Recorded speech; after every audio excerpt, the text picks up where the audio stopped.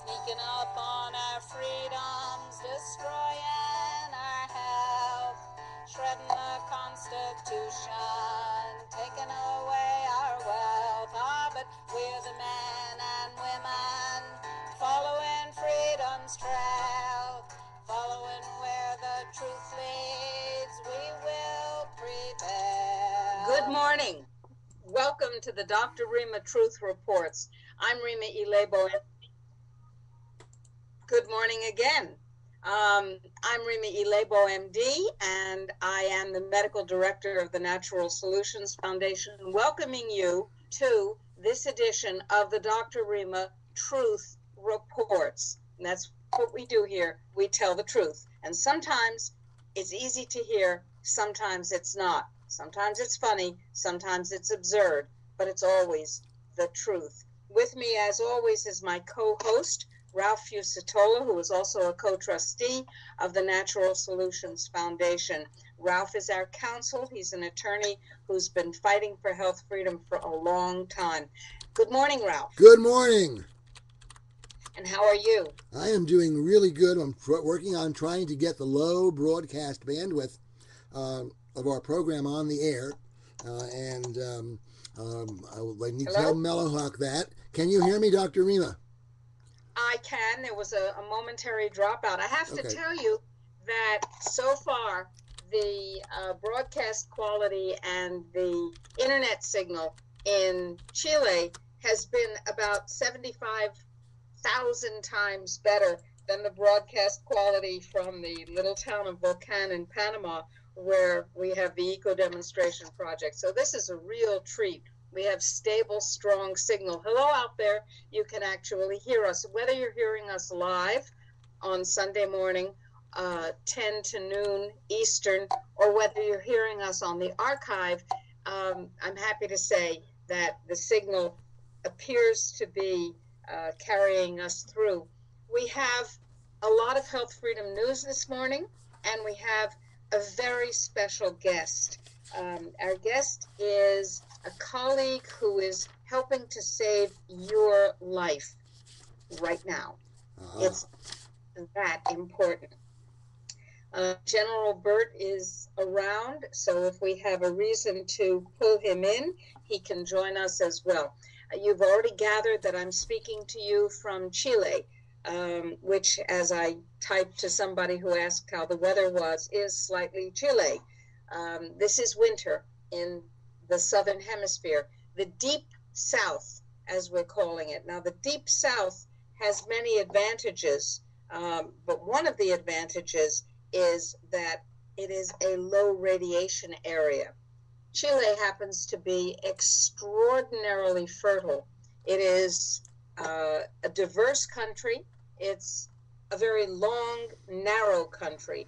And so if you go from the north up towards the hotter part of the world, because that's moving toward the equator, and then come all the way down south, you go from hot, dry, remarkably dry desert called the Atacama Desert down to an area of glaciers called Patagonia, which is basically just across the Straits of Magellan from Antarctica, and everything else in between. The one thing they don't have here in Chile is coffee growing. We grow coffee and we'll be bringing it in. Okay, so what does this have to do with you? Everything. Fukushima on March 11th, 2011. Think Fukushima. March 11th, 2011 was the day that changed everything. We refer to it in shorthand as TDTCE, the day that changed everything. Because Fukushima meant Fukushima's stupidity and Fukushima's disastrous underdesign, which you can learn about in General Burt's second webinar on Fukushima failures. And Fukushima's unsustainable energy system, nuclear power, went bad. Now, we believe that Fukushima went bad because of an intentional act on the part of the United States. But whether or not that's true, whether or not the earthquake was induced by HARP and the following tsunami was a foreseeable consequence, or whether these were just acts of nature, God, the universe, we don't know.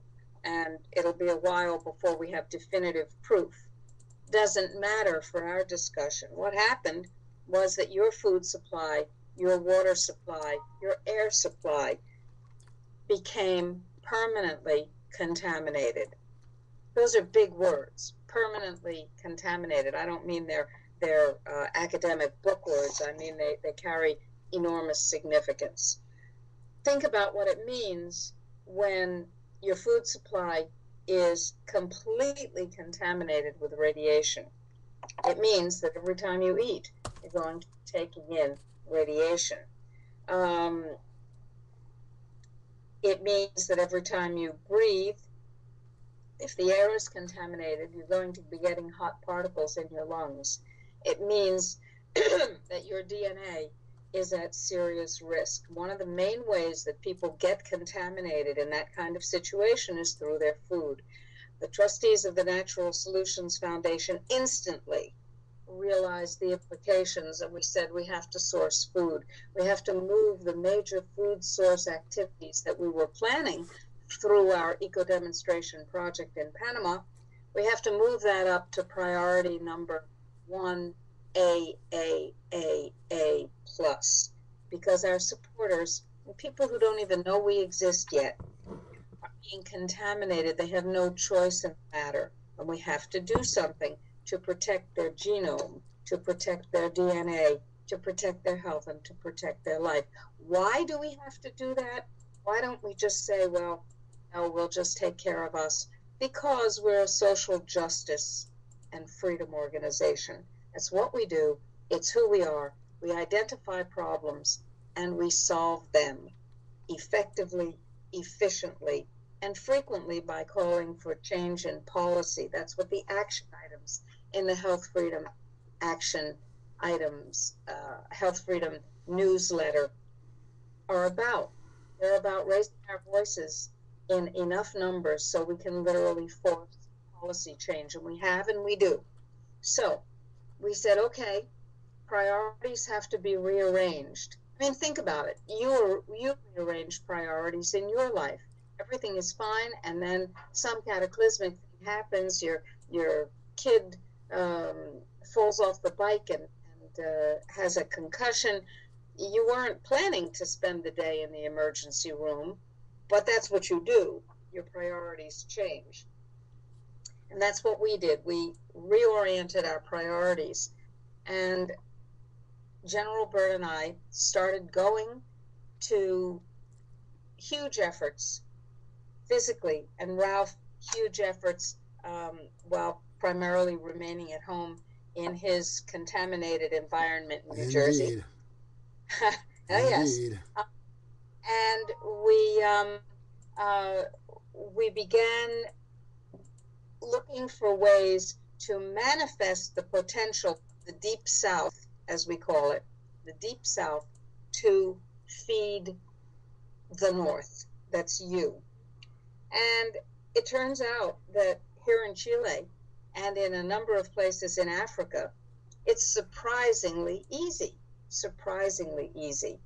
Chile, as you know, if you go to a supermarket in the winter, since it's on the opposite end of the year, when you're in the winter, it's in the summer. When you're in the summer, it's in the winter. Chile supplies the fruits and vegetables and other products that you can't get or grow at that time of year. So the food chain is already there. Chile has developed a spectacular agriculture. And Chile, by the way, has very high organic standards. You have heard Ralph and me and General Burt talk about the fact that the organic standards in the United States are horrendously low because of industry pressure.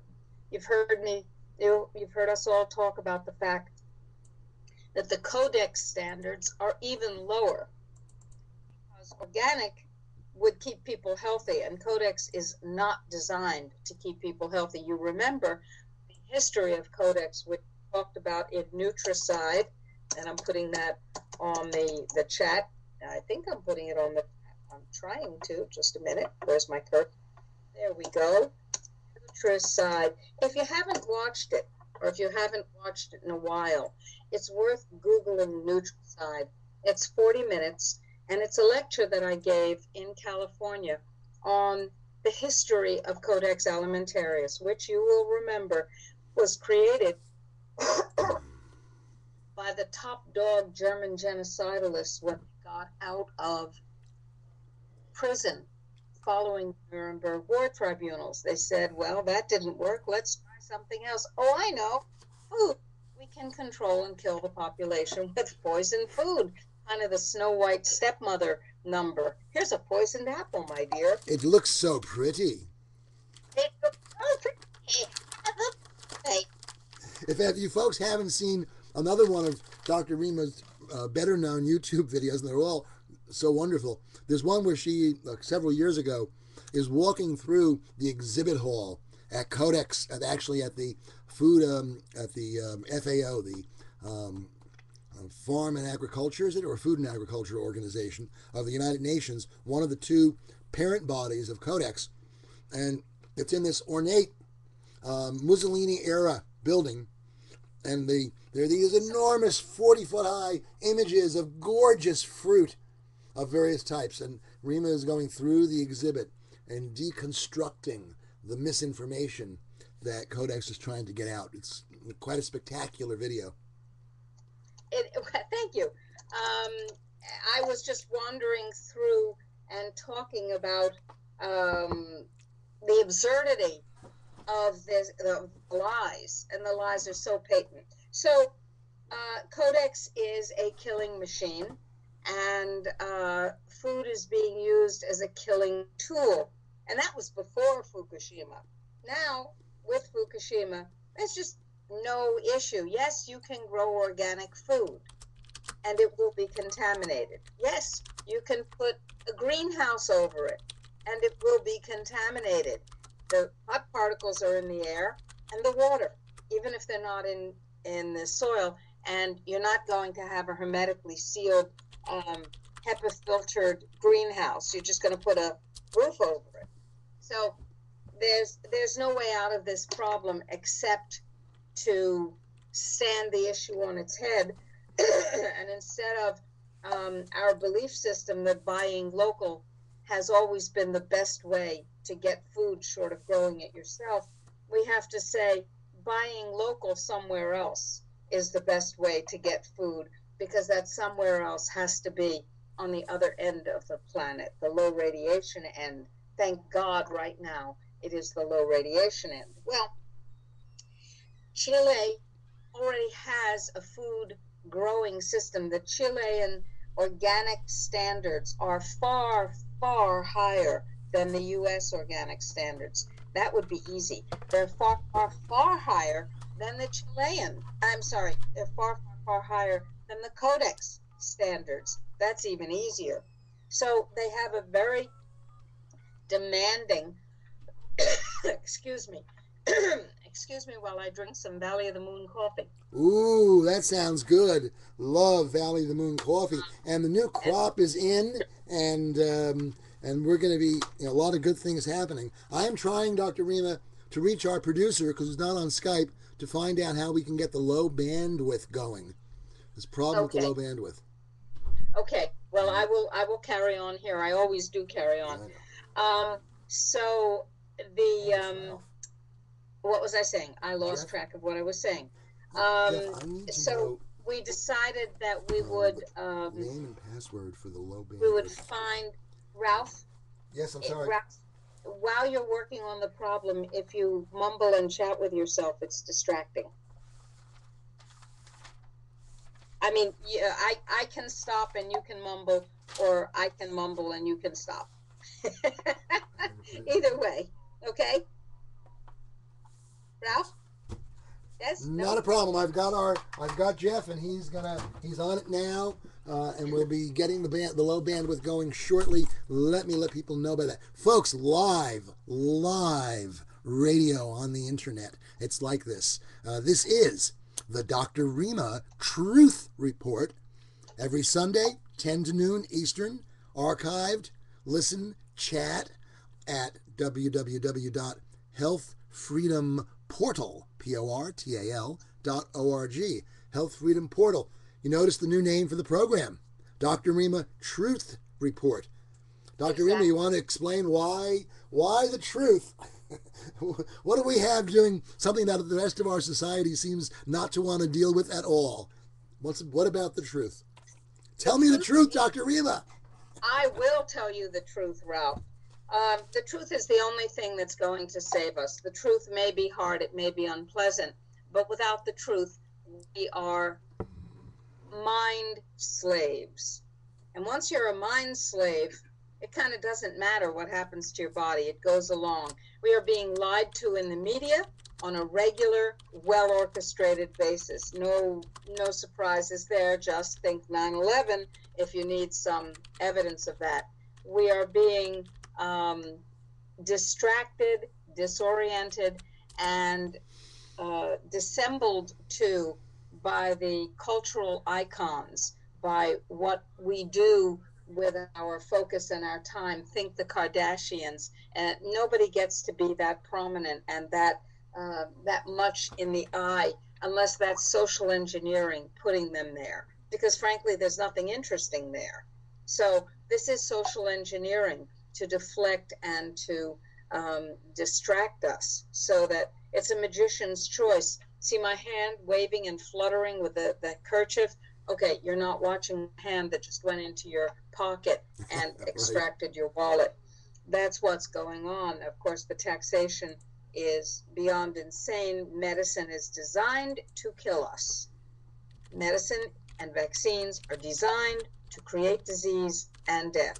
It is no accident that the smart people at the FDA, for example, the World Health Organization, get it wrong so often and permit lethal and toxic medications to be sold until quietly about 5 years later, 50% of the time, that particular drug is withdrawn. What happens is that the scientists, the good men and women who say, no, you can't give that to people. You can't inject that into babies. You can't allow that into the food supply. They get censored. Recently, it came to light that about 80,000 pages of their emails and correspondence had been secretly surveilled and collected by the FDA, a new police agency. It's not enough that we have the CIA, which is now permitted to have domestic functions, although when it was created, it was prohibited from any domestic functions. It's not enough that we have the FBI. It's not enough that we have the Department of Homeland Security. It's not enough that we have warrantless wiretapping and home intrusions. It's not enough that we have a surveillance society like unto which the world has never seen. No. We also have the FDA spying on its scientists so that they could be sure when they were telling the truth that they could be punished or fired. So we have a corrupt regulatory system that was bad enough before Fukushima. Since Fukushima, the day that changed everything, it's a lot worse. Now let's talk about what's going on in Fukushima, shall we? The removal of fuel storage rod assemblies, has begun. They have removed to date, at least as far as our information tells us, 2 fuel rod assemblies. Each one carries between 50 and 70 fuel rods. And that seems like a really good thing, right? They're putting them in special dry casks to prevent any further radiation and keep them safe, right? Oh, no, they're not. Sorry about that. They're putting them in another fuel pool on the grounds of Fukushima, not having figured out that a fuel pool is vulnerable. What happens if the fuel pool leaks?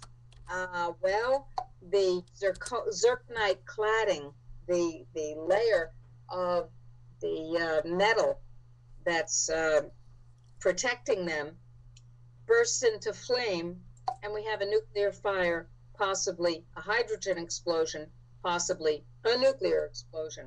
What a plan. Are they taking out the really, really dangerous ones? Of course they're not, because they're so dangerous they can't be handled. They are impossible to deal with. So TEPCO says, well, tell you what, we'll start removing those spent fuel rods, the ones that are really, really, really, really, really, really, really radioactive. We'll start removing them December 2013. That's 15 months from now, because we know for sure, because we cut open a chicken and examined its entrails. We Right. that there won't be another earthquake, because it's not like Japan is subject to seismic activity or anything. And we know that there couldn't possibly be another tsunami, because we never get tsunamis around here. So we'll just wait until December 2013, and then we'll start removing those things. And we're not exactly sure what we're going to do with them, because they're so radioactive that nobody can get near them, and we don't know where to put them. But hell, we'll figure it out in the next 15 months, maybe. TEPCO, reliability to the max. There's just a little problem. It used to be, well, there are a few little problems. It used to be that a worker's annual exposure level to radiation, after which he could not work until a year had gone by in the radiation industry, it used to be that the level of an adult's exposure was 20 millisieverts per year. Then they decided that 20 millisieverts per year was unreasonably low, and they upped the annual level that children who are more susceptible to radiation are permitted to be exposed to 20 millisieverts per year. And just to make sure that everybody knew that children were more susceptible and adults could tolerate more, which is not necessarily a good idea, they increased a worker's annual exposure to 50 millisieverts. Now, that's a political decision. That is not a scientific decision.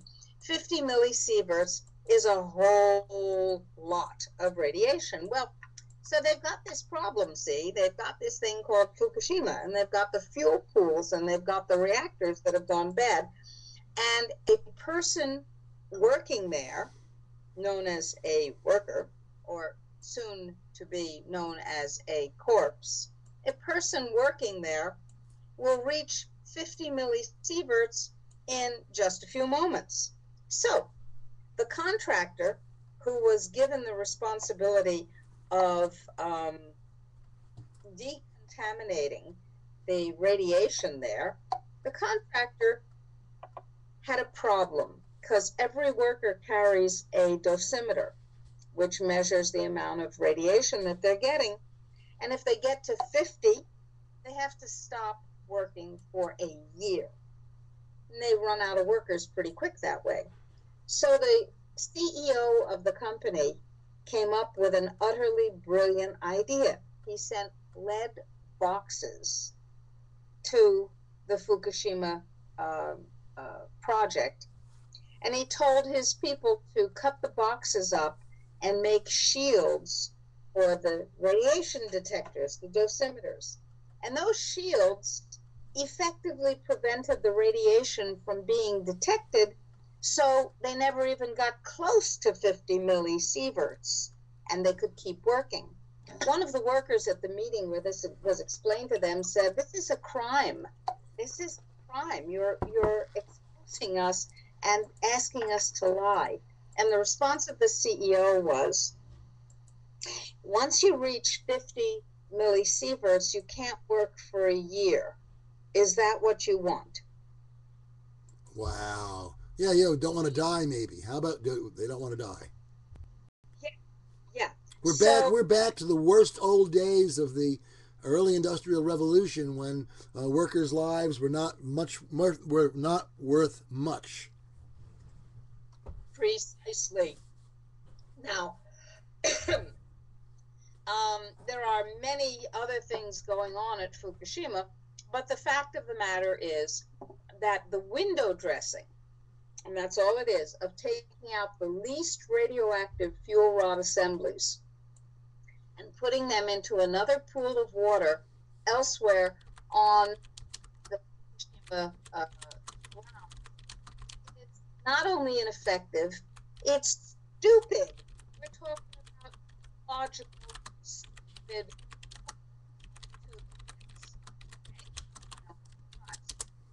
long.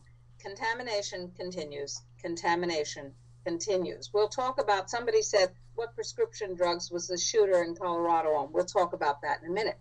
So we're talking about continuing contamination. The food that we're going to be bringing in, and if you're a member of the Friendly Food Co-op, you will get the best price and you will get the first pick.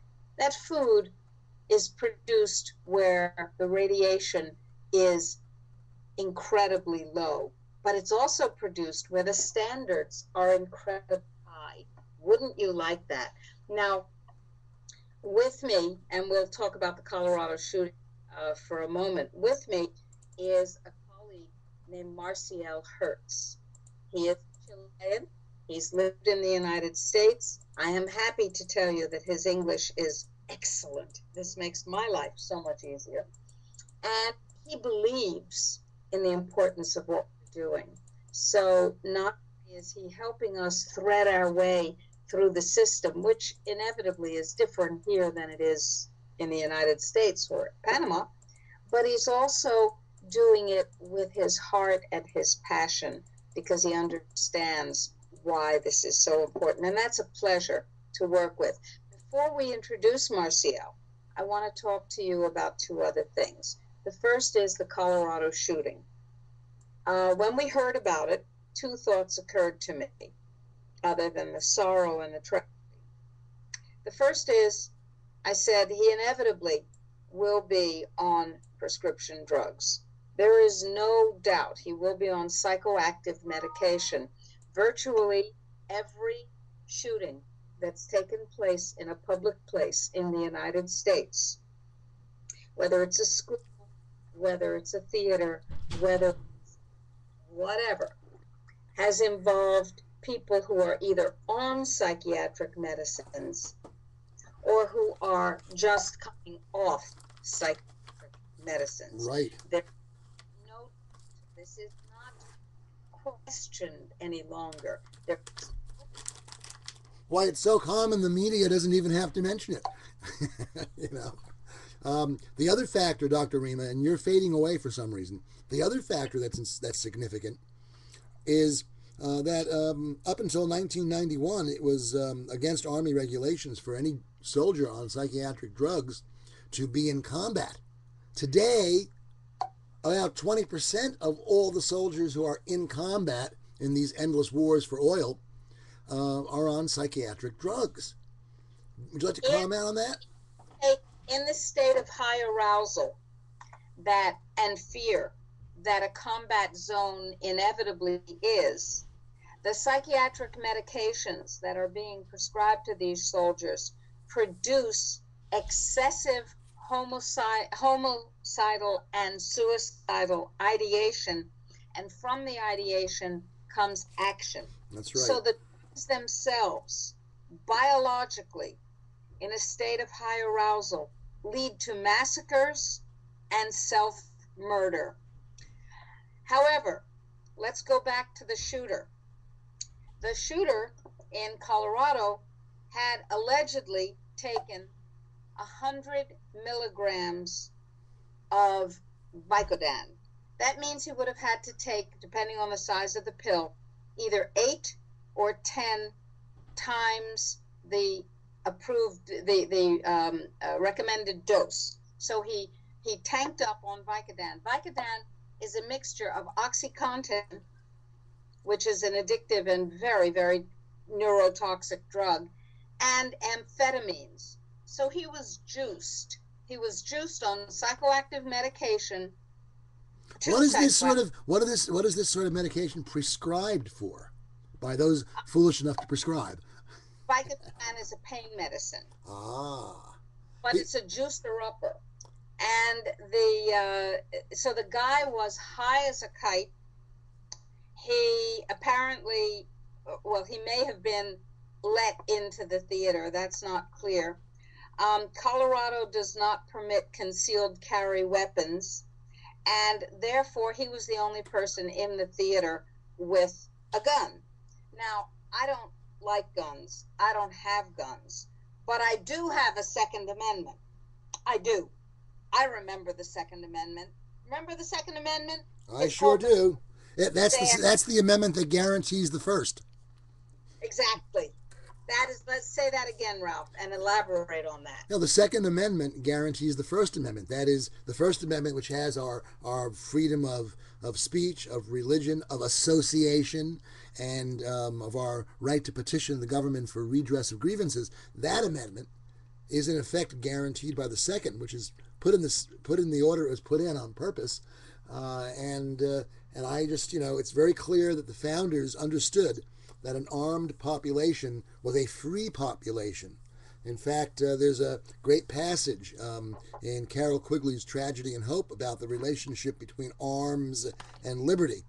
The good professor who was Bill Clinton's mentor, among others, and also a professor who said, there is really a ruling cabal, and for years I worked for it, and I think that the world should know about all the wonderful things that the Rockefellers and Morgans have done for us. And he actually believes that, by the way. Yes, they're there. It's real. Yes, they are there, and it is real. And David Rockefeller famously has thanked the New York Times and other media because he said without them, without their complicity, it would not have been possible to position the New World Order so that it was now inevitable. It's a very famous quote. Right. So taking away our guns, whether you like guns or not, taking away our Second Amendment is to take away the First Amendment, which is already under very, very, very severe attack. So this guy was tanked up on serious drugs, and he went in and shot up folks. Whether he turns out to be a tool of the anti-Second Amendment forces in the government, who also, that's the so-called Justice Department, which sold 30,000 high destruction weapons to the Mexican drug cartel in order to create negative pressure among the populace about guns. Whether he was a dupe or an active agent of these same monsters is not yet known. But the fact is that he was carrying what I gather was an assault weapon and slaughtered people. Ralph, tell the story about the 73-year-old guy in Florida. He was only 71, but there's a video making rounds of the internet. I didn't tell you the truth. He's 71. That's it. Oh no, Dr. Rima, tell us the truth, Dr. Rima. Anyway, the 7-year-old young gentleman, 71-year young gentleman, was in an internet cafe in Florida. It's all caught on the surveillance camera, and it's on the internet. And these two thugs come running into the cafe. One of them's got a gun shooting off. The other one's got a baseball bat and bashing things. And basically the line is, give us all your valuables or we'll kill you. And they start roughing people up. And he pulls out his gun and starts shooting at them. He's careful to aim at their legs. They both literally fall over each other. The video's funny if it's not so scary. They fall over each other, pushing their way out through the door. Which one's going to get out first? And one of them did get shot in the butt. And the result is nobody in the internet cafe got murdered after the robbery, which certainly could have happened. Wow. That's enormously important. Yes, Florida does have a concealed carry. People are allowed to carry. Right. If they have the permit. So what we're carrying is the truth, and we're carrying our action capacity, but we have to be informed, of course. Um, let's, by the way, one of the things that is being taken away from us is the right to decide what happens to our children. This is incredibly important. Increasingly, for example, chemotherapy and drugs are being forced on children, and the the impact is nothing short of horrifying. If you don't have children, don't think that this is not your issue. It's still your issue, because once they finalize the assault on parental rights, then they move them inevitably. They move those assaults to an assault on your rights. It does not stop with the other group that has nothing to do with you. When liberty is destroyed, liberty is destroyed. I want to take a moment and read you the description of what happened to a child named Sarah, who was forced by the court to have chemotherapy. This is a young child, okay? And this is from a book by Eve Hillary about this case. Quote, the nurse programmed the button on the IV pump and started the infusion. Di, Sarah's mother, held her breath and took Sarah's hand without the rubber gloves she was supposed to be wearing. Notice that when somebody's on chemotherapy, you can be made toxic if you touch their skin without rubber gloves. So the mother took Sarah's hand without the rubber gloves she was supposed to be wearing. A minute later, the first drops of chemical hit Sarah like a violent blow. She immediately felt desperately ill and retched violently. She reached out to her mother, but Di could do little more than hold the vomit bowl for her. When Sarah realized that nobody could help her, she took a sickening plunge into helplessness and looked utterly abandoned. She tried to go inwards into a safe place in her mind, but when she closed her eyes, the nausea engulfed her. Instead, she focused intently on her mother, her only source of comfort. This is the mother who could not protect her from the court, by the way. Di held Sarah's hand until her skin became too tender to be touched. It was only the beginning. Soon her skin became hot and her lungs felt on fire with every breath. At the same time, her teeth chattered with cold and shock. Red welts had suddenly developed on Sarah's body, front and back. In Sarah's case, the oncologist did not hesitate. This is Dr. Serkis commenting on further developments. The oncologist did not hesitate to use his powers to inflict unwanted chemotherapy and surgery on an innocent child, using threats of imprisonment for breaching a court order to prevent her parents from even asking questions about their daughter's medical treatment.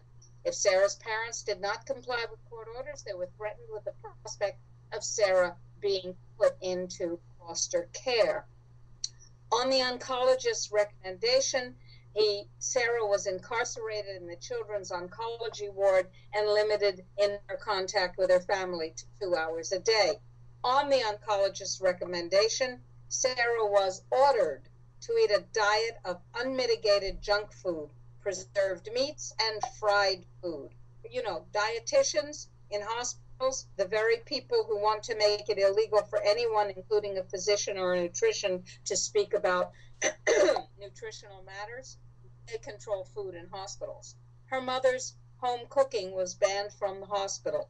To ensure that Sarah wasn't cheating on her new diet, nurses regularly searched her room to ensure she didn't have any fresh fruit or other nutritious contraband.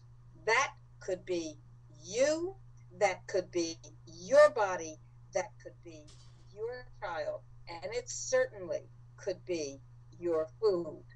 Now, with me, and if you think it's a stretch to go from chemotherapy to contaminated food, no. It's all part of the same issue. With me is Marcial Hertz, who is my colleague in Chile. Hello, Marcial. Hello, Rima. Good morning. Good morning. Can everybody hear Marcial? Would the chat group please let me know if you can hear him? Is the audio good? Good. The chat has been closed. Wait a minute. There we go. Is the audio okay, or does Marcial need to speak louder? Okay. Marcial, you have been visiting government offices and talking to organizations and people here about food sourcing for the Natural Solutions Foundation. Why? Well, the first thing I want to tell you that I am very pleased, so proud to meet you and General Bird. That for me, I'm becoming aware about the real truth of what is happening in the North Hemisphere. That I really, I have to say, proud that for first you search about my country, Chile. You think that Chile is free from all this contamination, and you also agree that and recognize that we have good farmers that produce good and safe food. So, by the way, that's very important, and I think that Chile, especially in the agriculture, for the last 30 or 40 years, they become to develop a more professional way of production that it helps recognize that people recognize Chile as a good source of food and fruits. I think that we have the privilege that the climate, the weather in Chile is very special. We have good lands, good fields, and it's really happy to know that we are doing all the things. And Thank you. Now, in the United States, our government is solidly in the hands of the corporations. And, to be quite frank, there is some of that here too.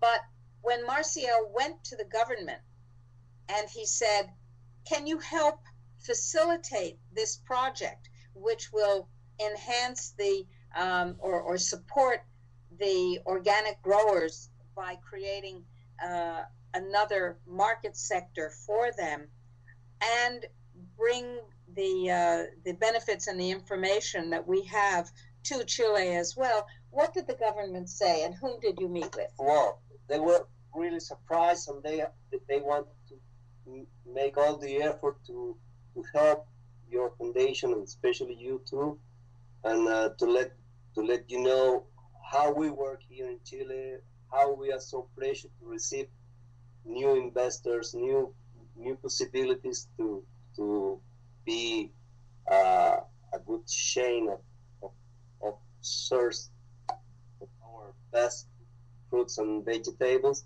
And what I can tell you is that we are going to meet on Tuesday with the foreign investor department, and they will support you in whatever you need, like the health ministry, agriculture ministry, and whatever you need, they will let you know and give all the support you need. Excellent. We have a meeting on Tuesday afternoon, and we're going to be working today and tomorrow, as well as most of Tuesday, to prepare documents that are organized and make our needs clear and so on. And it looks like now we'll tell you what happens next week, but it looks like the willingness to assist and improve our efforts here or support our efforts here is very, very strong.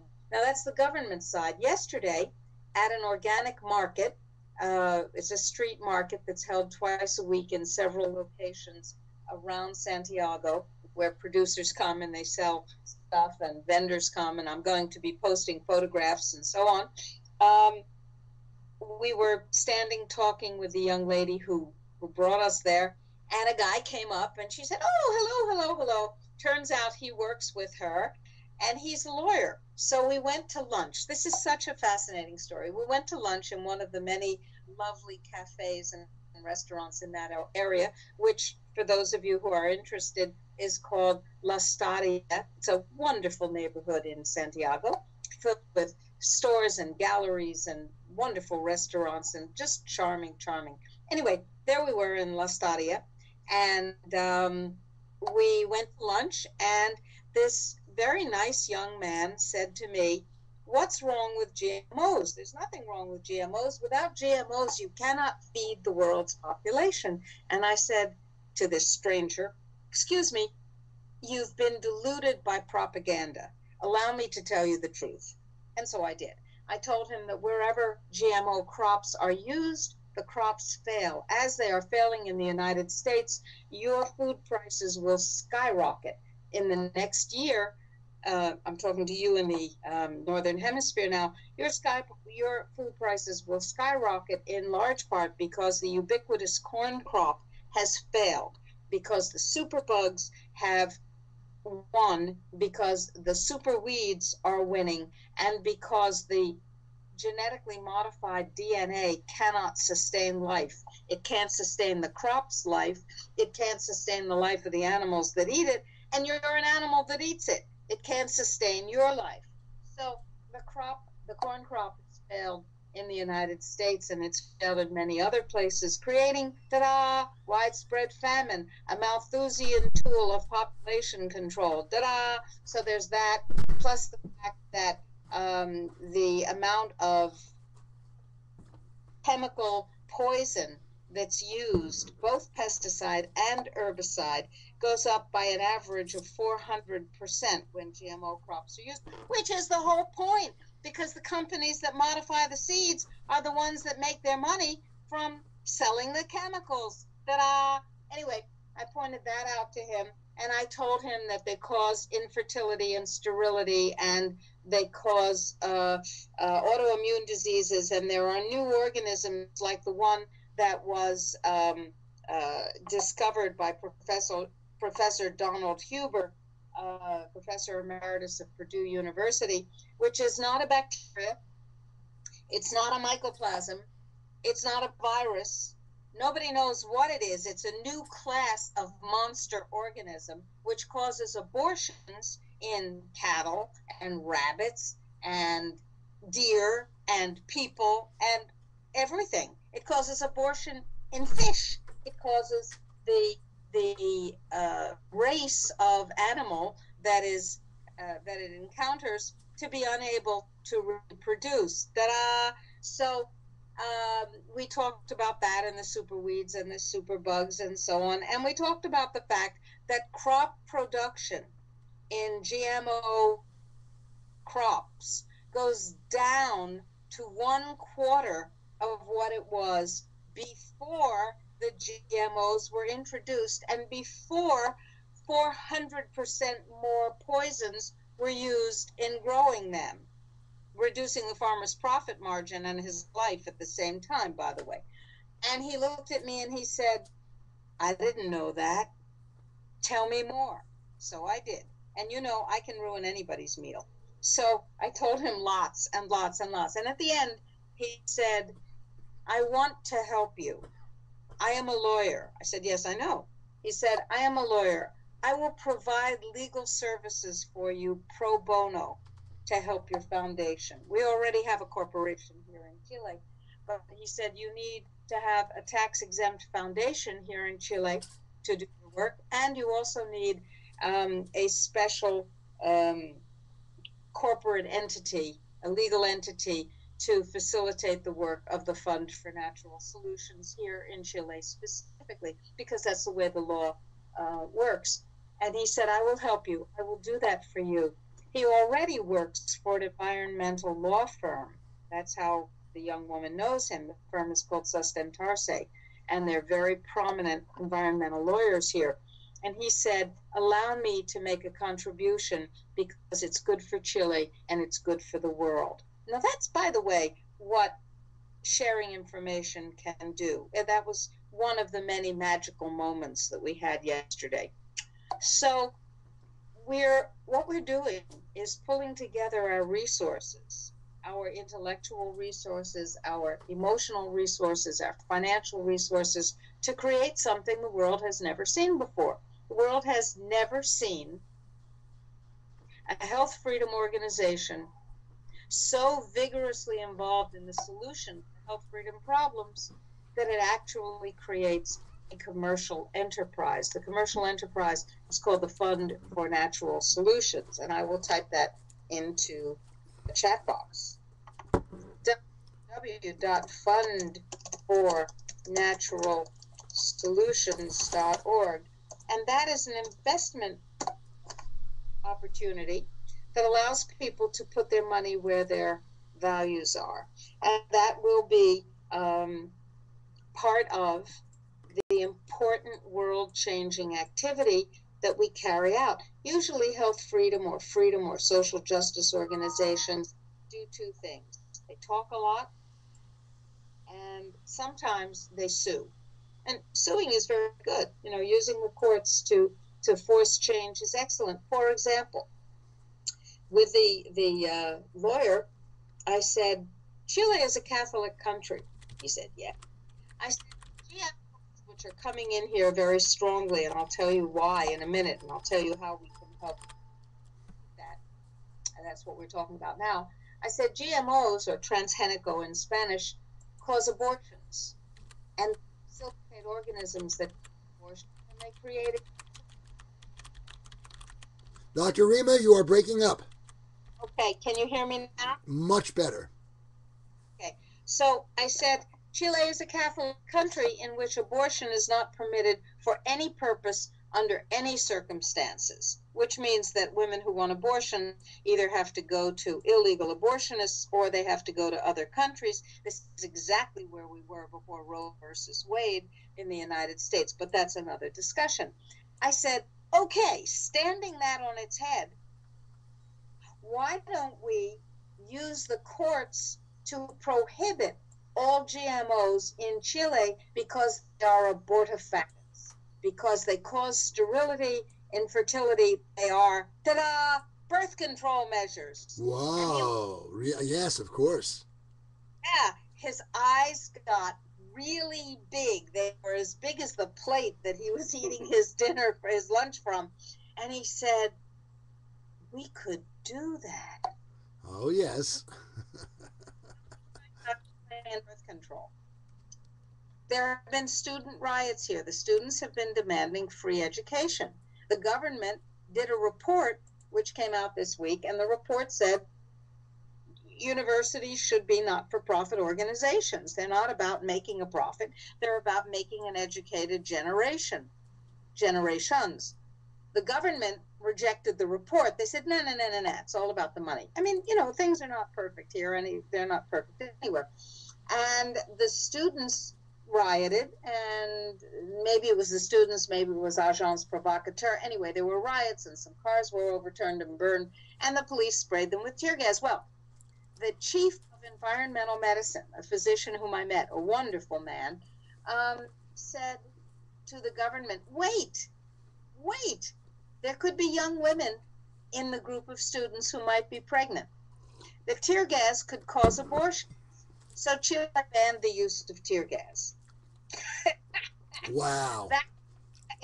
That was the background. Now, I happen to believe, listeners, you may agree or disagree with me. That's perfectly okay. Okay, I'm telling you my truth. I believe that just as we all own our bodies, women also own their bodies. And whatever a woman wants to do about a pregnancy or her reproductive life is unquestionably her choice. You don't have to agree with me, but we agree that bodies don't belong to the state or to the corporation, and the choice about what happens to them resides only with us. So, moving right along.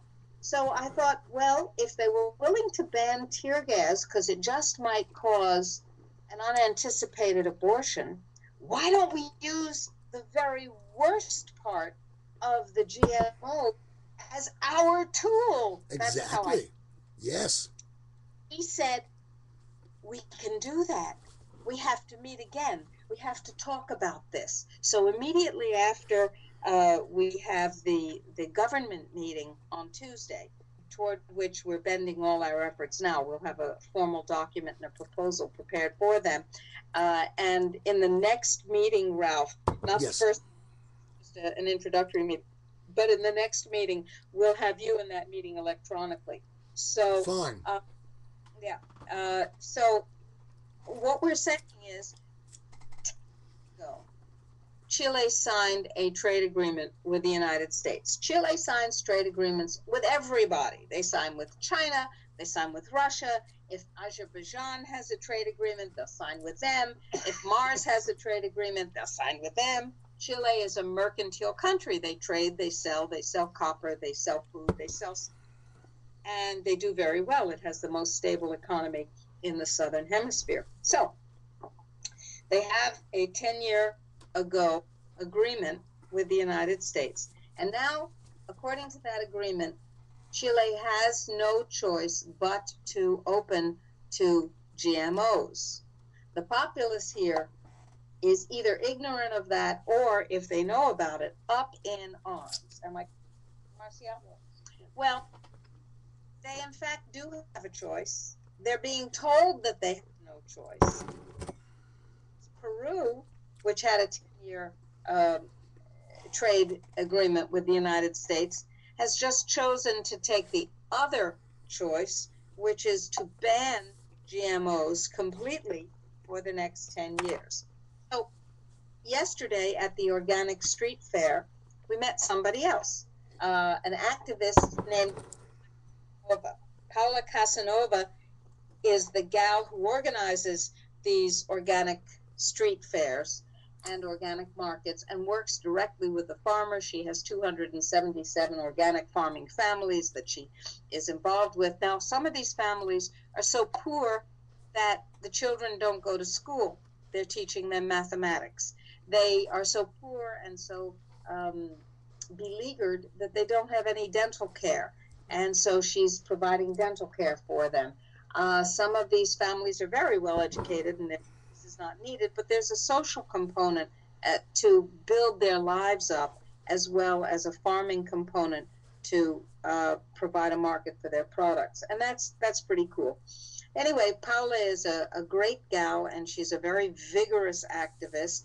And we said, we will do anything that we know how to do to help you with this education about the fact that there is an option around the GMOs, because we all know that once the GMOs come in, the entire biosphere is so contaminated that it can never be free of genocidal impact. Again, it is a perfect Malthusian tool. Not only does it create famine, but GMOs create internal famine so that you cannot metabolize and be nourished by the PHUDE. That's another aspect of how bad they are. They're really devilishly bad. So we said we'd like to combine and work together, and she was thrilled with that. She has a radio show, as we do. She and we talked about having some health freedom concerts using the actors and the artists of Chile to awaken the people. September is planting time here. And it's very important that people back off from making the planting choice of the GMOs. And of course, what they do here and in other places in the world is artificially, for the first 3 years, they keep the price of the GM crop high. The fourth year, when it's established and the genetics have been contaminated in the entire plant kingdom, then they drop the price to nothing, but they raise the price of the seeds and the chemicals. You remember farmers committing suicide in India? Well, farmers are beginning to kill themselves in the United States. It's becoming an epidemic. So this is very, very serious. It goes well beyond just the food itself.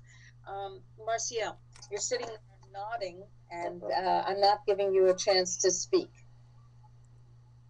Say something. What do you say? This is a very nice program.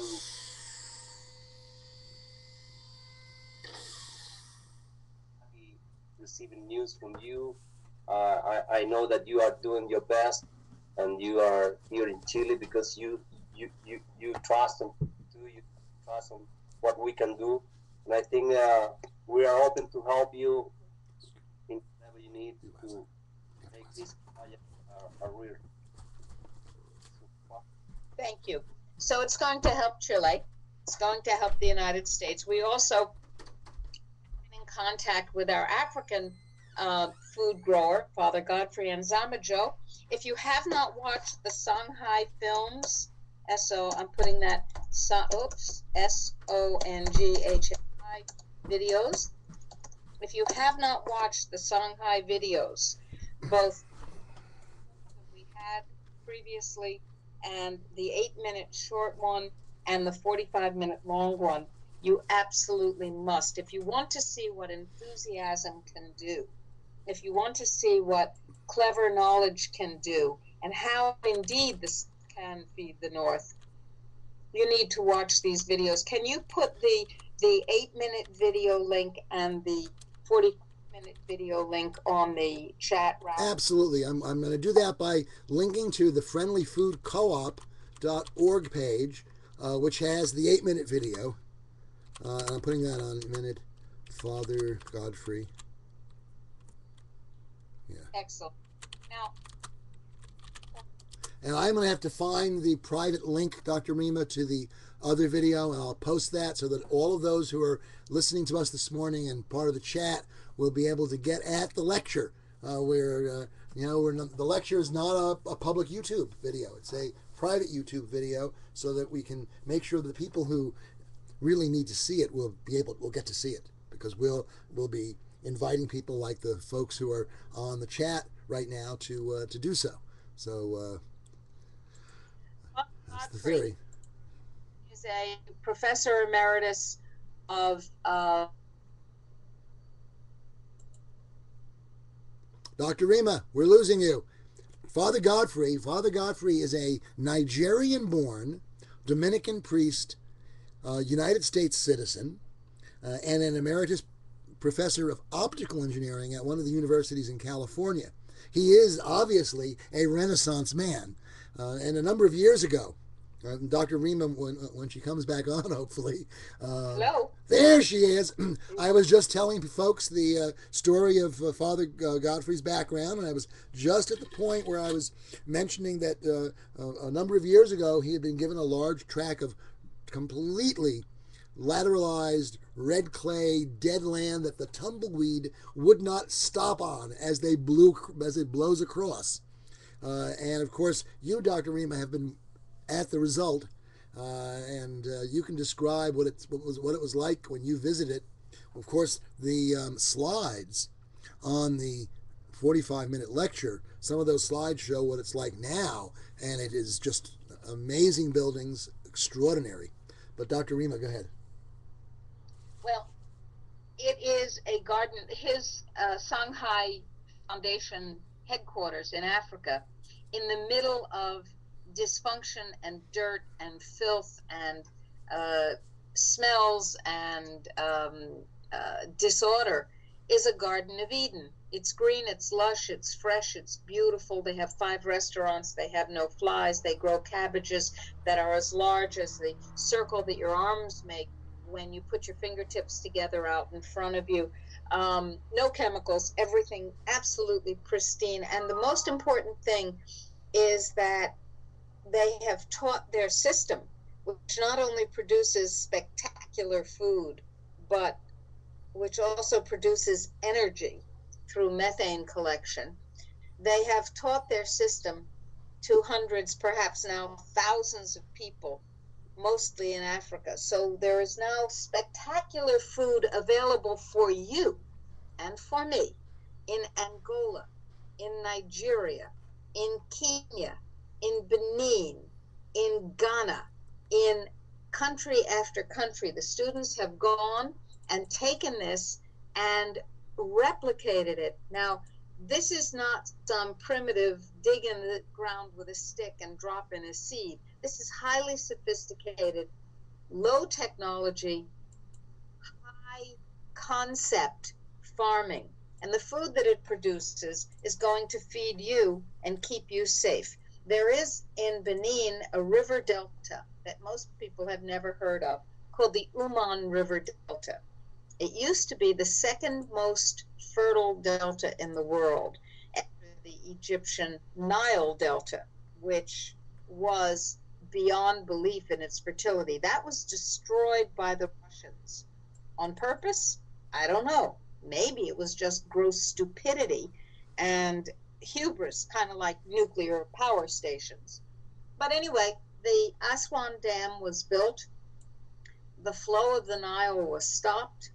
The Aswan Dam silts up and is of no particular use in water supply, and the entire fertility of the Nile River Delta, which depended for thousands upon thousands of years on the flow of water carrying the nutrients from up above, that was destroyed, and Egypt no longer can feed itself. Hey, modern technology at work for you and yours. Anyway, the Uman River Delta is untouched. It is unexploited. It is non-radioactive. It is unbelievably fertile. And using Father Godfrey's techniques and our techniques, we can, with the permission of the Beninese government, create a food supply that is basically impossible to calculate. It is so rich. That's another stage in what we will be doing. Why are we doing this? Because we don't want you to die. We don't want your family to die. We think you should leave the Northern Hemisphere. And believe me, folks, I hear that from Dr. Rima and General Burt in all of our private conversations. This is not a position taken for the radio, for the Dr. Rima Truth Report, which is the radio program you're all listening to here at 11:08 a.m. on Sunday morning, the 22nd day, I believe it is, of July, on the Dr. Rima Truth Reports, brought to you over www.healthfreedomportal.org. And Dr. Rima is repeating in public what she says in private. And I want you to understand that.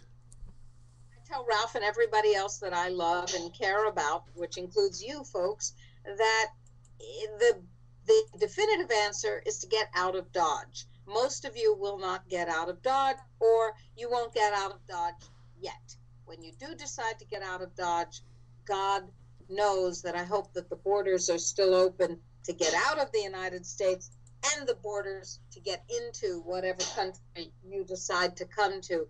Think about it. If you were a country, would you allow people to come who are already contaminated with radiation, whose entire household goods are radioactive, and who are going to develop serious medical problems because of the radiation that they've been exposed to, providing a burden on the state? Some countries will not think that far ahead. Some countries will be humanitarian.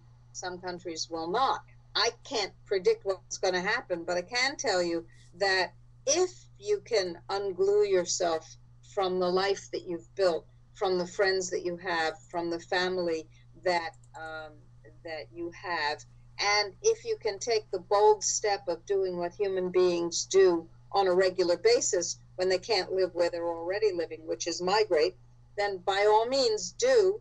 And Chile is a really nice place. If you can't, well, we're here to help you to the extent that we can by providing food and nutrients. Yes, nutrients. We'll be working on bringing you low radiation nutrients as well, to help you. Now, what do we need from you? We need your participation. We need you to join the Friendly Food Co-op. And you say, okay, I'm ready, sign me up. Well, there are a bunch of legal and financial issues, and truth to tell, because we do tell you the truth, we thought 3 or 4 weeks ago that we had the whole system ready to put on paper, ready to put on the internet. We were ready to go. And we found in deep discussion that we weren't quite ready, that there are some more details that have to be worked out, and therefore we are deferring that announcement of exactly how it works, how much it will cost, what the membership will bring you, until we have everything in place. After all, you don't want us to say it works this way, ABC, and then say, oh, wait a minute, B isn't a good idea, so let's substitute D for that. You don't want that. We don't want that. So just bear with us. We're shaping it. We're looking into the legal and regulatory aspects of exactly how the language has to be written and so on. We are really creating, in a meaningful way, the world's first international CSA, or Consumer Supported Agriculture. But the truth is that a very large portion of our winter fruits and vegetables here in North America already comes from Chile. The additional portion, of course, that's going to come from Africa will be very significant as well. And when you bring together Father Godfrey's Shanghai Initiative, with which we have a signed memorandum of understanding, we are ready to move forward, and the Chilean group, the Chilean organic producers groups, I believe we have a very significant opportunity to produce and move a good amount of food. We're going to have to be creative about this. We're going to have to be able to ensure that the food is low radiation. We've had a certification program going for a number of years, the Friendly Food Certification Program, that certifies that food is friendly to the earth, friendly to the workers, and friendly to the consumers. To be that now, going forward, in order to get that certification, the foods are going to have to be proven to be low radiation by actual tests. The only way it can be proven. So that's important, Dr. Rima, that we're going to be doing it. We're taking into consideration all of these. We're building very precise business plans, and some of the proposals we're putting together are multi-page, proposals. And if you're interested in the fund, you can't invest except through the private placement memorandum. It's a SEC filed private equity fund. If you ask me, I'm more than happy to provide you with that private placement memorandum. But you've got to request it. We can't just send it out.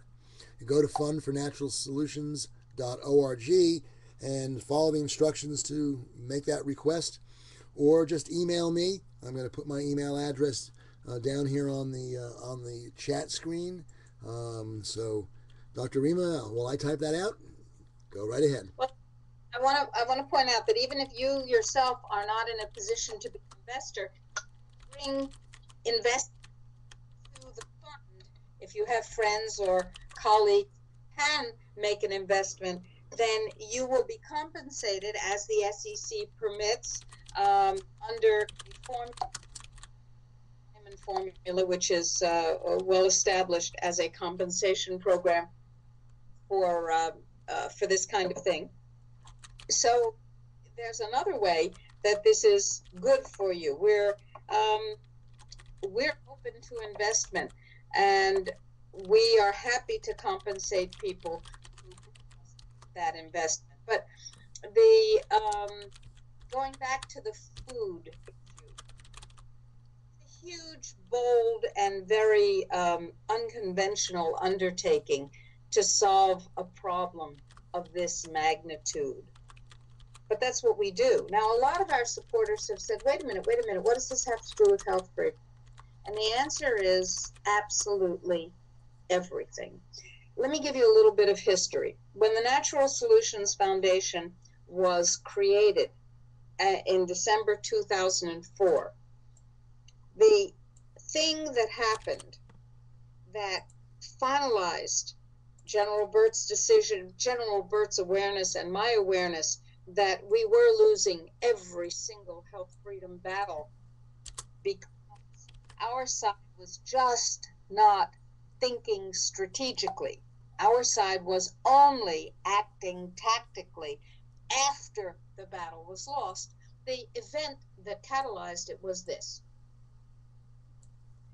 She said, taking a swig of Valley of the Moon coffee.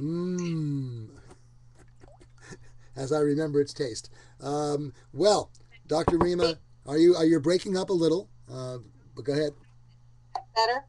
I think so. Is that better? Yes. Okay. The event was that I had a friend in Italy, Gianfranco. And Gianfranco was having some health problems that I knew could be instantly and immediately eliminated, not by pharmaceuticals, but by nutrients. So I went to my storeroom in my office and I plucked out the high potency nutrients that I thought would be useful for him. And I put them in a box and I sent them to him via some courier service, FedEx, DHL, I don't remember. And I said to him in an appropriate time, Franco, have you begun taking the nutrients? How do you feel? And he said, I never got any nutrients. I said, uh-oh. Well, 3 months later, the nutrients came back to me with the following marked on the package. In big red letters, it said, contraband. And I said, contraband? What had happened was that the European Food Supplements Directive against high-potency nutrients had gone into effect, and even a private, non-commercial gift was contraband. And I said to General Burt, and I will tell you the truth, I said, holy shit. That's the truth. I said, holy shit, Burt. There is nobody on our side who is capable of winning this battle. We are losing at every turn because the health freedom organizations that exist are more interested in garnering power for themselves and in fighting with each other than in doing anything, than in actually identifying and solving the problem, hopefully before the problem has actually happened. I said, you and I, Bert, are the only people that I know who have the perspective, the dynamic, and the capacity to analyze and think strategically and create tactics from that strategy. I think we have to close our medical practice. And he said, okay. That's a huge step for people to give up their livelihood, their training, their income, their familiar activities, and for a doctor to stop treating patients. And I decided that my patient had to be the body politic rather than the body of the individual or the mind or the heart. And so I was willing to do that, and General Burt was willing to do that. We created the Natural Solutions Foundation. We incorporated it in Nevada. It's a chartered, not-for-profit organization. And in April of 2005, we were at a meeting with Ralph and his wife and his son. That meeting was in Crystal City, Virginia, just outside of Washington, D.C. And it was a health freedom movement meeting.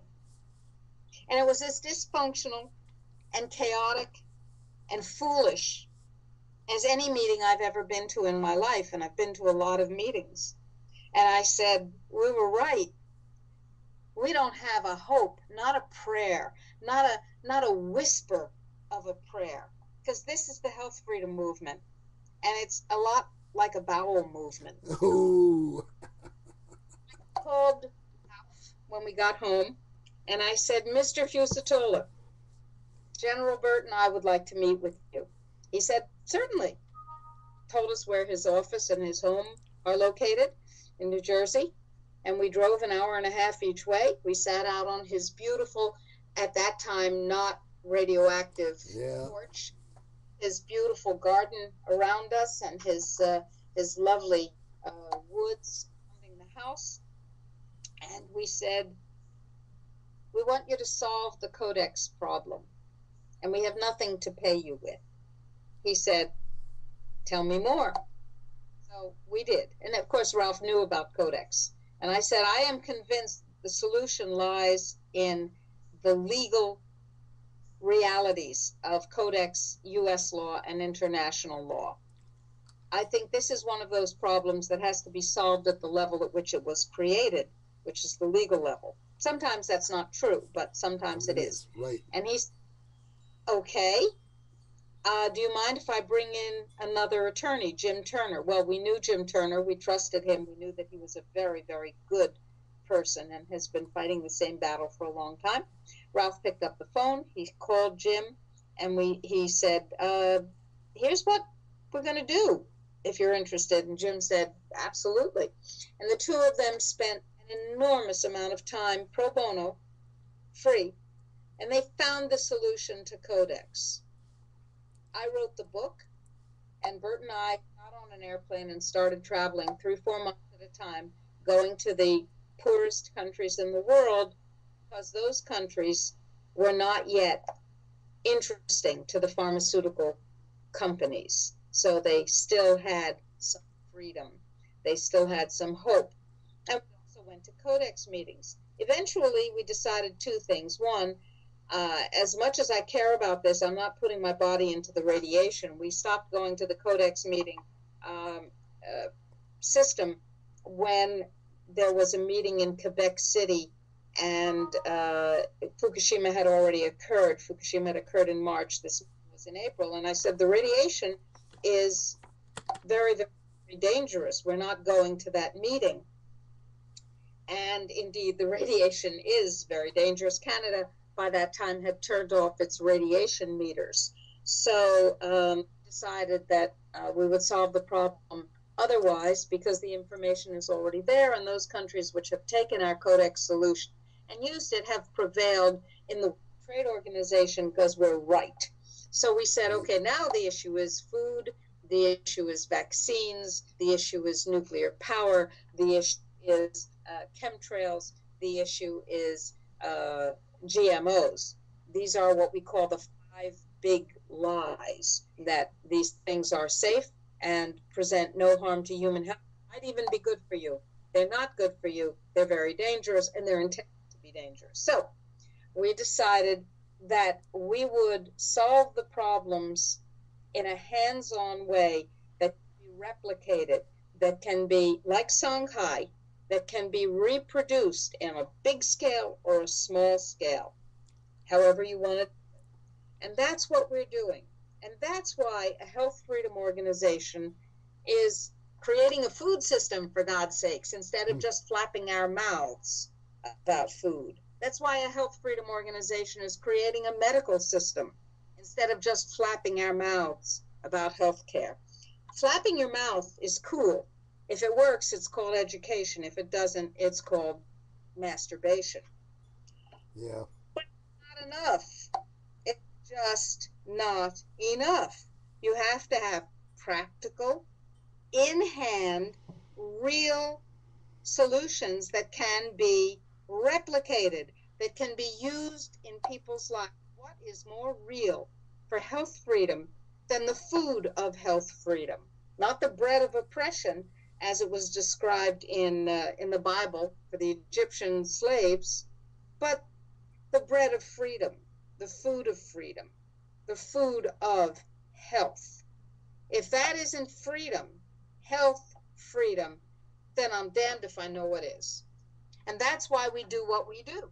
Our supporters, Kathy Green, who answers our dr.labo@gmail.com box, our supporters sometimes say, wait, you're not dealing with freedom. You're not creating petitions. You've changed what you're doing. No, we're doing exactly the same thing. What we're doing has been exactly the same, which is to identify problems that affect you and yours, and to find solutions that you and yours can benefit and prosper and flourish through the application of. It's the same thing. And we're the only health freedom organization that has the sense to see it yet. What happens is we do something new, they yell and scream and stamp their little feet and beat us up around the head and shoulders, and then shortly after they do the same thing. That's the pattern. We are the leaders, we do this, and they'll be right along a while after they've finished their feet. This is absolutely true, Dr. Rima. We've seen it happen over and over again. And this time, however, the stakes have been raised considerably. We are no longer just playing with bureaucratic harassment from the FDA.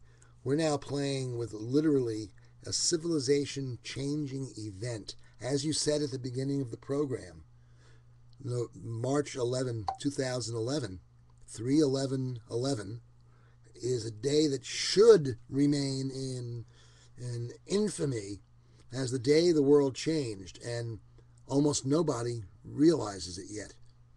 But Exactly. astute people, like the folks listening to this radio program here at the Dr. Rima Truth Reports, we all, have that much up on our fellow citizens, and it's time for us to really understand what we're doing here. We're changing the world.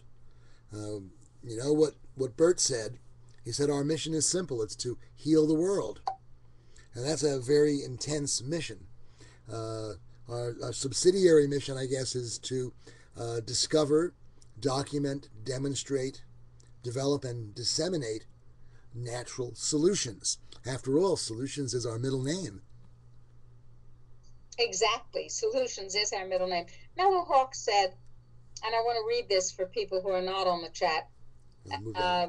Hawk is a loyal listener and chatter and supporter. She said, I'm against the, if you've got it, use it wisely and help out your fellow man if you can.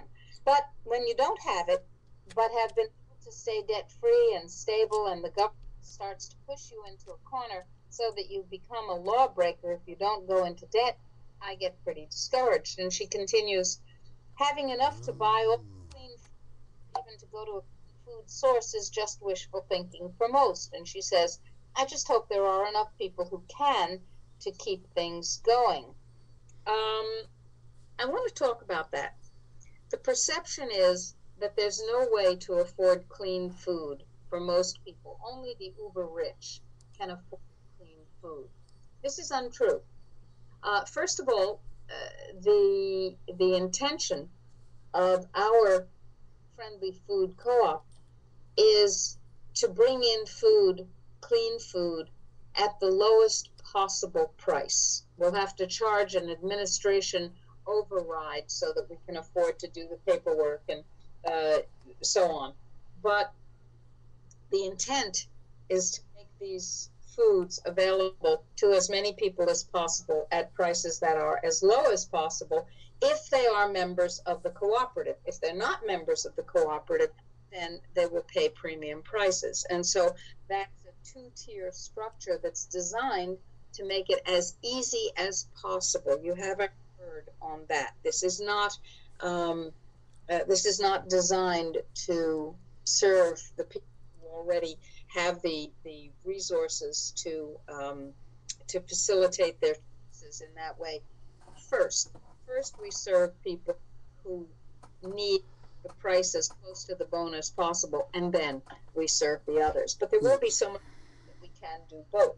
Now, I've been watching, Dr. Rima. I've been paying a special attention over the past few months to the cost ratio between organic and non-organic, and also looking at the cost ratio in the winter when we're getting fresh fruit and vegetables from Chile very often, and trying to figure out what will it really cost to have low radiation organic food from the south, and year round, of course. That means part of the time from Chile and part of the time from Africa. And it looks to me as though that organic adds a 50% premium. Red potatoes, regular red potatoes, are 99 cents a pound. Organic red potatoes are $1.45 a pound. So it's about a 50% increase. Some things sometimes are more, closer to 100%. So we're talking about not more than doubling the cost of food in order to get organic.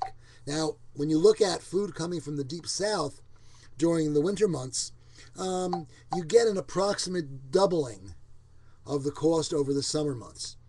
So it seems to me that something that would cost 50 cents a pound in the summer, if it were organic, would be 75 cents a pound, and would be probably $1.50 a pound organic in the winter from the south. Once we get a big enough volume going, In the beginning, the prices will probably have to be a bit higher because a lot will depend on volume. And a lot will depend on innovative strategies to maintain the low radiation status while the goods are being shipped from the south to the north. Right. Well, let me say that this Fukushima changed everything in many ways. First of all, it used to be that ocean caught fish were vastly superior to farm raised fish. At this point, assuming the farm raised fish are fed wholesome food, I would infinitely prefer farm raised fish because somebody can monitor the radiation. And we know that the Pacific Ocean is seriously, seriously contaminated. Seriously.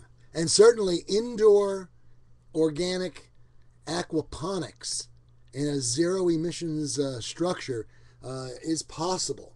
And of course, indoor growing of organics, as we've done in at the Valley of the Moon in Panama. When you look at that photo, folks, if you receive our e-blasts, you'll notice that there was a photo of one of the greenhouses as the featured photo of the week. When you look at that greenhouse and you see that long row of wonderfully growing organic produce, it's protected from any pesticide drift, any GMO drift that might be occurring, because Panama is a small country.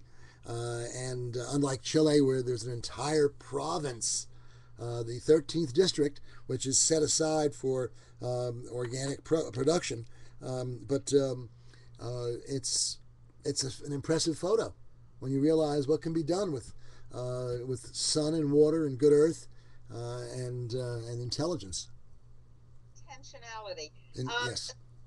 We have to change the way we think about food. It used to be, and the Chinese medical system and the Ayurvedic medical system and many medical systems are built upon this. It used to be that we understood that we with seasons, that we ate what the seasons provided us. And then the American transportation system and food marketing system was created, and we lost the sense of living in a world with seasons. We eat any damn thing we want, any damn time we want it. Strawberries in December, cool. We got strawberries in December.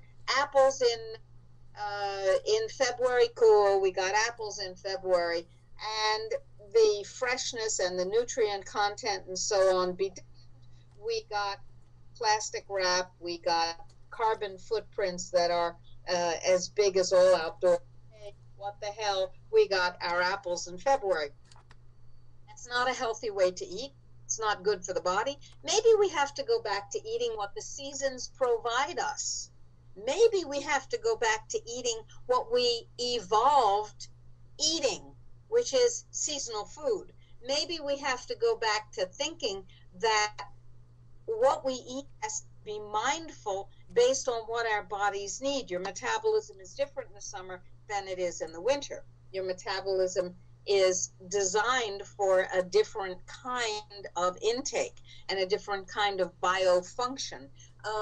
So the unintended benefit, if we stop having the crazy access that has allowed us to eat sweets and sweet fruits, kind of abundance that we eat, overloading on fructose, that has allowed us, for 20 years I've been telling people that fruits are not necessarily the health packets that people believed that they were, that high sugar fruits are high sugar foods, that dried fruits, organic or not, are high fructose packets.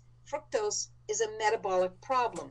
If you think about how we lived on the Veld, how we lived as we came to be the civilized, out-of-touch creatures that we are, occasionally we come across a patch of fruits, a few berries. Occasionally we would come across a few citrus fruits. Occasionally we would come across a beehive, and we'd work hard to drive the bees away and steal a little bit of their honey. And we got some sweet things, and we got some caloric input from it and some nutrients from it, but most of our food was hunted, gathered, and eventually grown, and it wasn't sweet, and it was seasonal.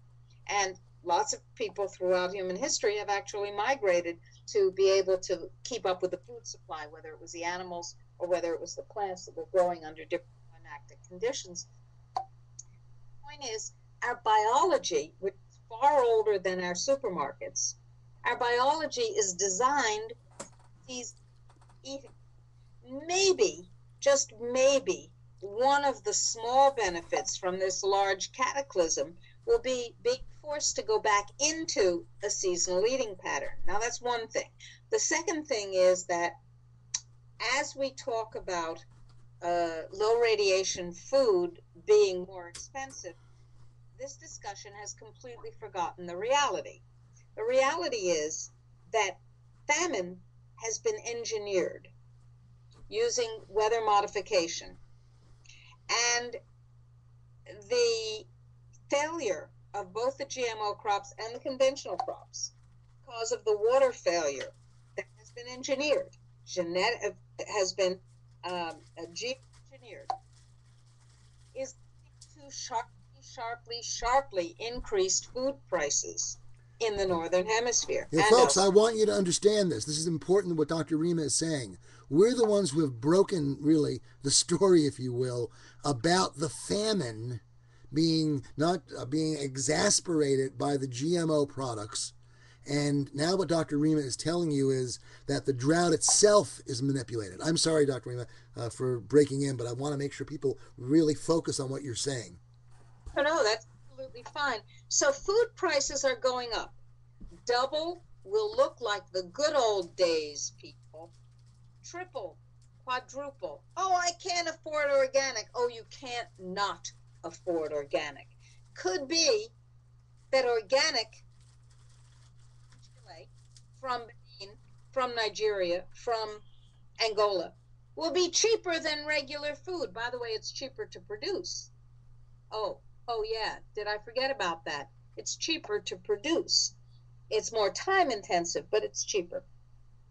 So, but as Dr. Godfrey says, as Father Godfrey says, the South has the human resources and the land that the North needs to be fed low radiation, wholesome food.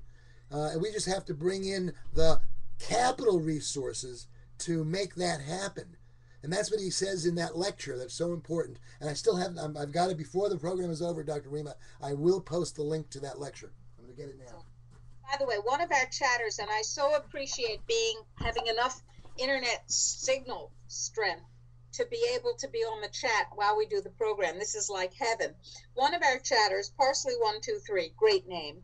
I don't know who you are, but that's a great name, says, just for your information, if anyone ever really needs to split the U.S. fast, the country of Georgia, which is the former Soviet Union, will give you a 2-year visa with entry with no previous application, and it's renewable. That's terrific. Anybody in Tbilisi, the capital of Georgia? You have? Let me really stress way down on the bottom of your list. Yeah, keep it there. It's always nice to know. It's kind of like an enema. You can always do it if you have to. But if you to the former Soviet Union, now if you're a Georgian citizen and your heart is in Georgia, forgive me, but I would not prefer to live in Georgia. If you ever need to split the U.S. fast, just go anywhere. Just get on a plane and don't go to Mexico or Canada because they're basically the United States because of the Security and Prosperity Partnership, the SPP, the North American Union. But, there are a lot of places you can go and then sort it out later. That's why God invented credit cards. Make sure you have enough space on your credit card for that purpose so that you and your family can buy tickets immediately. Now, you wouldn't want to have... Because if you walk up to a ticket counter in the United States, land of liberty, and you buy an airline ticket,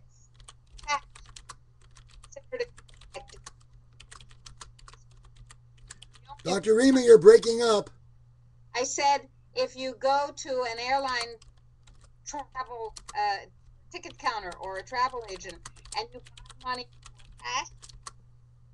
you buy an airline ticket for cash. That immediately marks you as a suspected terrorist, because the only real money we all know is plastic money, which does in fact grow on trees. So our real money, the money that it's non-terroristic to use, is made from petroleum. Haha, plastic. Anyway, moving right along, the point is, have enough space on some credit card. Okay, you don't like credit, you don't like debt, it really doesn't matter. You need to be able to walk up to a counter or go online and purchase a ticket to get out of Dodge. And the only way you can do that without marking yourself as a terrorist suspect is to use a credit card. If you're kidding, try again. If you need to do one of those credit cards where you put the money on account and then they give you a credit card, stupid as that is, do it. We're talking about emergency plans. If you have to go to Georgia, it's an expensive way to get out of the country. It's cheaper to go to other places, but hey, if you want to go to Georgia, in Georgia, they will arrange for you, by appointment, a UFO abduction. I kid you. Seriously? I kid you not. All right, I believe you. I believe you. So you've obviously been to Georgia. But you're reluctant to talk about it, apparently. Abduction, ever so. What's interesting, Dr. Rima, is you're breaking up for really the first time in this program, or in our Chile experience. Interesting topic. It is an interesting topic. There are lots of places. You can go to Mongolia. Simon Black, Sovereign Man, tells you that the banking system in Mongolia is fantastic. You get, I don't know, 900%. No, I'm exaggerating. I don't remember what the number is. 20% interest or something like that. And the banks are just wonderful. Would you really put your money in Mongolia? Maybe you would. Okay, go ahead. But it's radioactive, folks, at the jet stream. All migration plans, all food plans, all sourcing plans have to take the jet stream into account.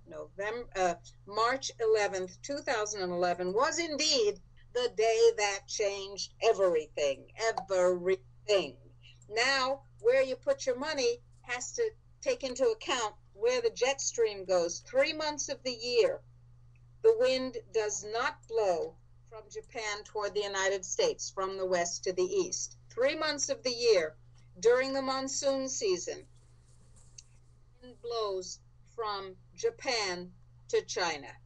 So that means, Dr. Rima, that the fate of civilization in the Northern Hemisphere hinges on which way the wind is blowing when Fukushima, when the so-called spent fuel pools collapse. Or is it that both countries will get equally harmed in the near term? Well, of course, both countries will be equally harmed in the near term and the long term. General Burt confided to me after years of knowledge, and this was a surprise, that he had always dreamed of setting his foot on the Great Wall of China and of seeing the terracotta soldiers in Xi'an. And I said, well, you never told me that. He said, no, I didn't, but I would love to go. I said, well, why don't I give you that as a birthday present? Why don't we go to China?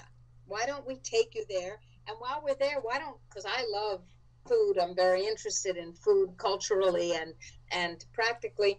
I said, why don't we take a gastronomic tour of the great food regions of China and see Xi'an and the Great Wall? And we started talking to Chinese friends of ours about how we could do this and how we could meet with the Minister of Agriculture to talk about the production of food and yada, yada, yada. It was a very exciting time. We were planning it. Fukushima occurred. And I said, oh my God, first of all, we have to take a southern route. We have to go down to Australia or New Zealand and then directly north to China, because most of the routes fly over Japan, and I don't want to be exposed to that level of radiation. Second of all, we have to go now before the monsoon winds shift. And so I asked my Chinese friends to keep me posted on the weather report. And just as we were within about 2 weeks of going, the monsoon wind shifted about 6 weeks early. It meant that we would have been directly in the path of Fukushima fallout. Wow. So I, General Burt, I'm so sorry, but you will never put your foot on the Great Wall of China, and you will never see the terracotta soldiers in Xi'an, because it's not worth our lives. I understand.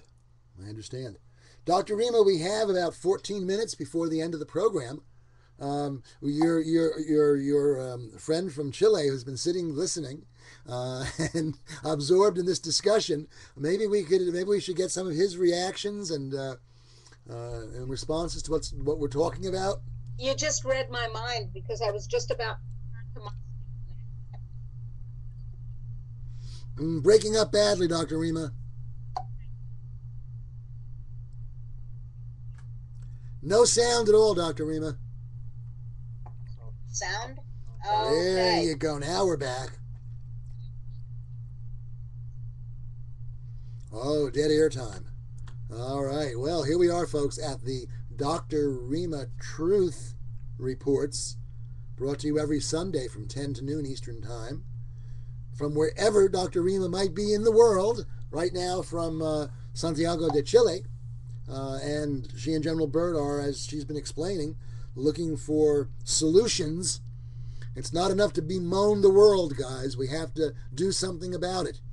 A famous quote from an otherwise horrendous human being, Karl Marx, said, philosophers debate the state of the world. The object, however, is to do something about it. He was right on that, but wrong in everything else.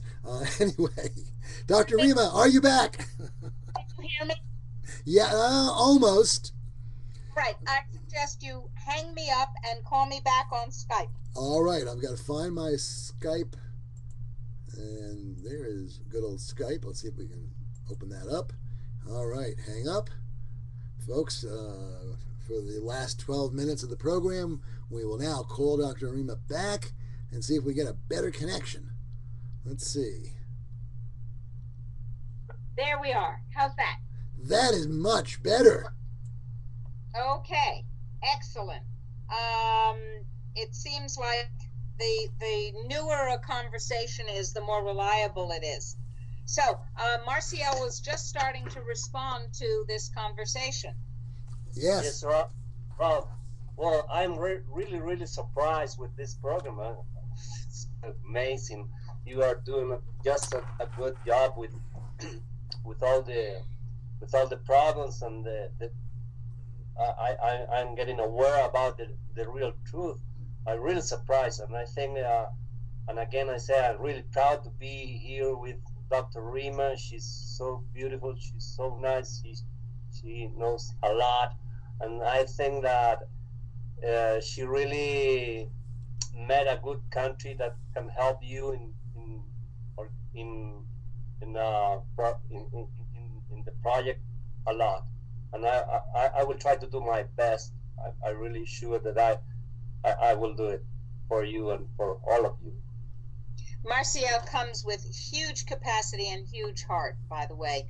We've been very fortunate to encounter him sort of accidentally, but those accidents are in fact the best introductions, are they not? This is health, and this is freedom. This is your life. This is your family. This is also the Dr. Rima reports. Our chatters have been having a very vigorous chat back and forth. I wonder if there are any specific questions. While people are chatting the questions, some people are saying they're in their mid-60s and they don't believe that they will claim Social Security or other benefits because it just puts them on the radar under Obamacare and the tyranny that is developing around us. I would like to point out that you're already on the radar. It doesn't matter whether you accept your Social Security benefits or your pension or your retirement. You're already under surveillance. Every single phone call, every single email is already surveilled, much of it in real time by real human beings. I guess they're real human beings at NSA. So if you are refusing to take your pension or other benefits because you think that you're going to be invisible if you don't, take the money. It's not going to last anyway. The Social Security system has been bankrupted. It didn't bankrupt itself. It has been raided and invaded and bankrupted. Take the money, save it up, buy silver, buy gold, buy a platinum, buy a passport, get a credit card with money on it, get the hell out, do whatever you're going to do. But don't deprive yourself of your legitimate benefits because you have the delusion that nobody will notice you that way. They already notice you. Remember the census when they came and they shot your door with GPS information? Oh, I remember that. I remember that one. But of course, they didn't have to do it. All they had to do was go on Google. Anyway. Right. Now, somebody said, well, can we be sure that the food will not be irradiated? And Ralph, being a regulatory attorney, did some research. He already knew the answer, but we checked the new regulations Right. because I asked the same question. Here's the deal. If it's a finished product, like our coffee, it's already packaged and finished and not raw, then it's not irradiated. If it is an organic product and certified organic, then it doesn't have to be irradiated, and we will do our very best to make sure that it is not irradiated under the regulations. But I wanted to say something else. We were talking about eating seasonally and the small benefit that the major cataclysm might offer us in that regard. Similarly, it used to be, just as I was saying, that ocean fish were far superior to farm-raised fish. Now, the oceans are contaminated, the Atlantic with Corexit and BP, oil spill, the Pacific with radiation, and don't underestimate that contamination, my friends. I brought my Geiger counter to Chile and I measured the level of Chilean coastal seafood, and it's non-radioactive. But other seafood, how the hell do you know? If it's deep ocean seafood from the Pacific, you've got to assume that it's deadly. But now I'm saying eat farm fish from good fish farmers who feed their fish good fish food, non-radioactive good fish food. I'm also saying that it used to be that fresh was infinitely superior to something in a glass jar. It used to be that fresh was infinitely superior to canned or frozen. March 11th was the day that changed everything. Now, I would rather have low radiation glass jarred fruits, for example, than God knows what they've been exposed to fruits, even if both are organic. Now, I would rather have frozen products that are protected from the radiation precipitation by their packaging coming to me from Benin or from wherever than fresh ones because of the radiation. The rules have changed. Somebody has written, by the way, factory farms feed GMO soy. That's why I say factory farms that feed fish proper food are the ones that you need to know. When we create the CSA, we'll be looking at fish. We'll be looking at fish farms. Most of the farmed salmon in the world comes from two countries, Norway, radioactive, and Chile in Region 11. I believe it was Region 11 that was designated as a 100% organic region. They don't have states here, they have regions. Wow. So region means state or province. We will go to Region 11 and we will meet with fish farmers and we will ask them what they feed them and we will see what they feed them. If it's GMO, we will tell you and we will not advise you to eat those foods. If, on the other hand, it is non-GMO and it meets the standards of our friendly food certification, we will certify it friendly food. Nothing is coming in our system that is not friendly food certified. Nothing is friendly food certified unless it meets my personal standards unless I would put it in my personal body. Believe you me, if I won't put it in my body, I'm not going to suggest that you put it in your body. We are, in fact, all brothers and sisters. You're my family. I'm your family. My family of origin didn't quite know what to do with me. I hope you're more comfortable having me as your family, but there it is. We are all family. And I will not suggest anything that is not suitable for my table. If it's suitable for me, then I will recommend it for you. And if it's not, I won't. That's my promise to you. Thank you, Dr. Rima. We trust that the truth we get from Dr. Rima will be always with those thoughts in mind. We have 4 minutes remaining of the Dr. Rima Thank Truth you. Reports. As somebody is writing about hydroponic style of organic farming, and then they mentioned that hydroponic sort of applies to fish already.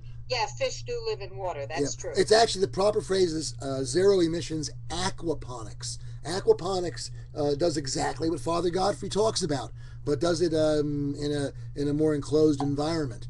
If you look at the video, and earlier while you were talking about Father Godfrey, I went through and put on the screen some of the slides from his lecture, including the slide that has the wastewater running down the stream into the fish pond, and the caption he put on that was "Waste to Wealth."